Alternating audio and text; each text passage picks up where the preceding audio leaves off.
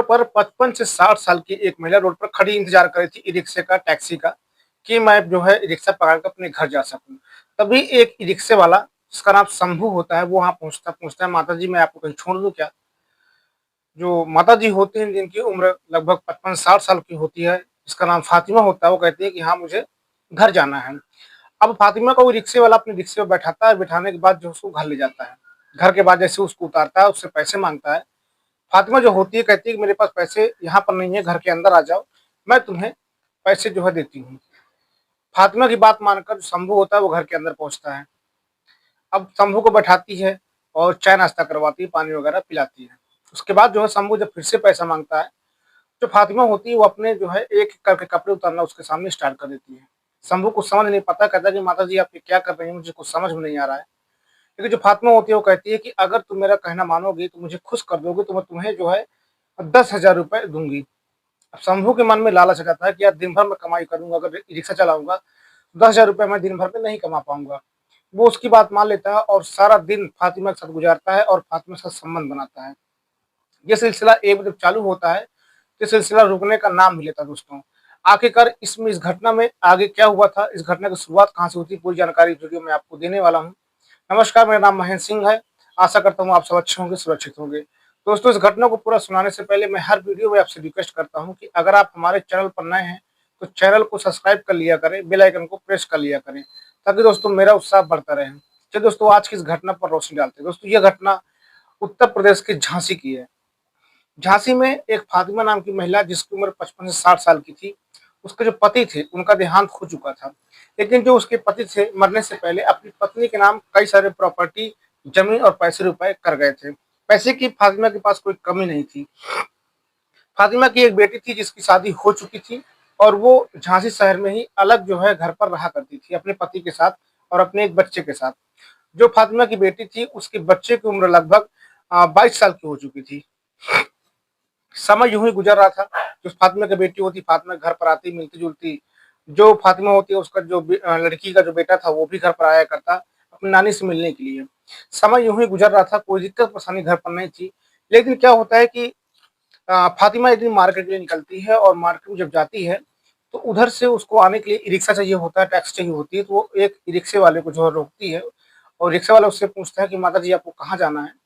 तो माताजी बोलती है कि बेटा मुझे अपने घर पर जाना है, मुझे तुम मेरे घर छोड़ दो। रिक्शे में लड़का उसको बैठाता है, बैठाने के बाद जो है उसके घर पहुँचता है। जब घर पहुँचता है तो उस घर के बाहर उससे पैसे माँगते हैं कि माताजी आपके इतने पैसे हो गए।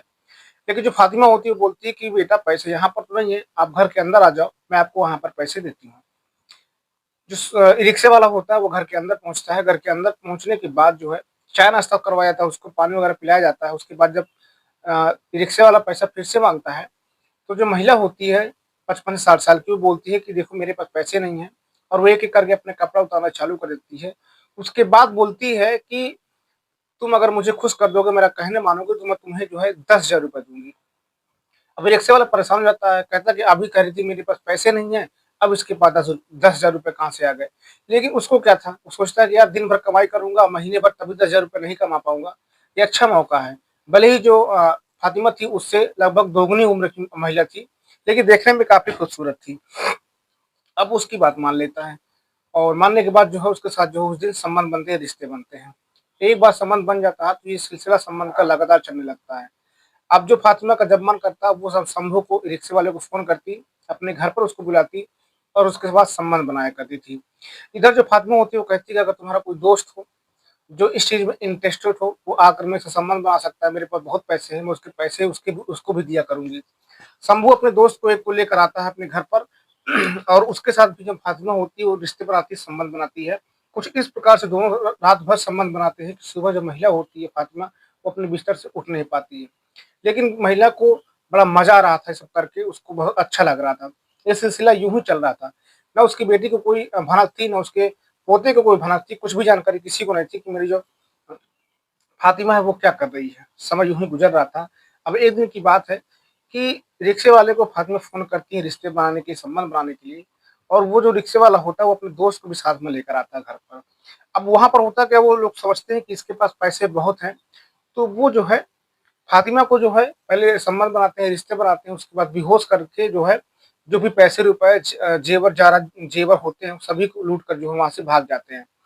अब घर पर वो बेहोश पड़ी थी, जब उसका लड़की का बेटा घर पर आता नानी से मिलने के लिए, तो देखता है कि जो उसकी नानी है वो बिल्कुल बेहोश पड़ी हुई है।